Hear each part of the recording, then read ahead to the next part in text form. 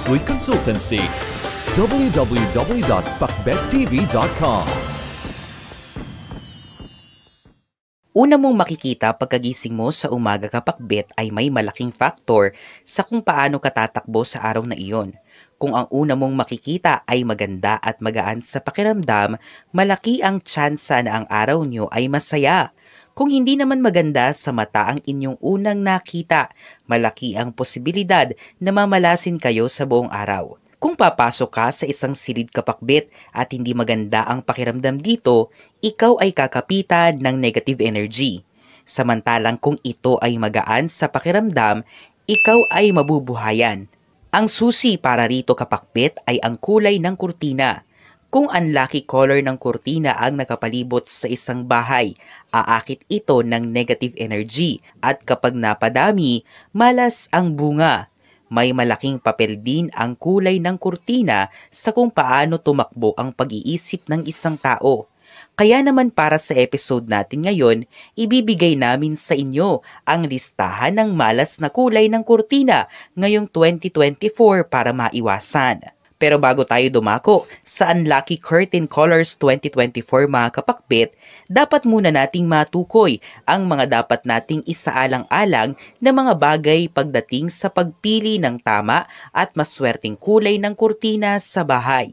Una, isaalang-alang ang overall effect ng kulay ng kurtina sa bahay. Ang una nyong dapat tignan mga kapakbet sa pagpili ng kurtina ay ang overall effect nito. Halimbawa, kung kayo ay maglalagay ng kurtina sa sala ng bahay, tapos ang napili nyong kulay ay dark colors, hindi ito maganda. Ito ay dahil masusuppress nito ang vibrant energy na dapat meron sa sala ng bahay. Ikalawa, tignan ang color pattern na gagamiting kurtina. Pangalawa ay ang color pattern. Kung masakit sa mata ang color pattern ng inyong kurtinang gagamitin kapakbet, magdalawang isip na kayo. Ito ay magkakaroon ng psychological effect sa inyo at mag-iimbita ito ng negative energy kung sakali man. Ikatlo, isaalang-alang ang disenyo ng bahay. Isaalang-alang nyo rin ang disenyo ng bahay. Kung ang disenyo ng bahay ay hindi nagtutugma doon sa kulay ng kurtina na napili nyo, magkakaroon ng clashing of energies kapakbet.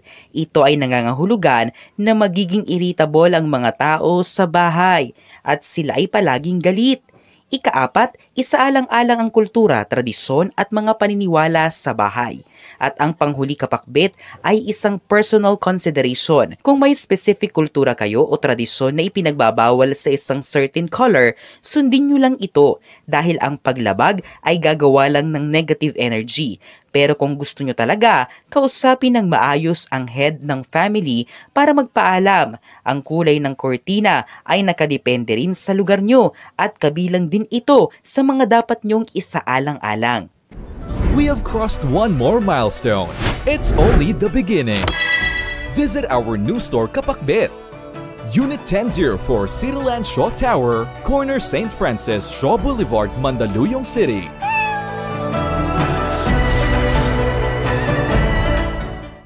Dumako tayo ngayon sa mga Unlucky Color Curtains 2024 mga kapakbet at ito ang mga sumusunod. Una, vibrant pink colors. In general mga kapakbet, hindi malas ang color pink bilang gawing kulay ng kurtina sa bahay.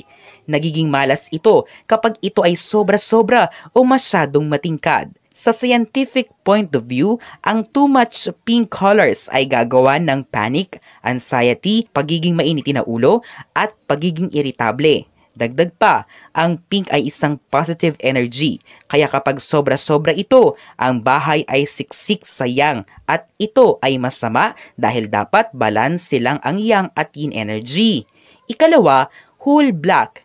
Pagdating naman sa mga black color curtains, wala namang masama dito, lalo na kung gusto mong maging madilim o malimlim ang kwarto ng bahay. Subalit, ang whole black color ngayong 2024 ay malas bilang kulay ng kurtina.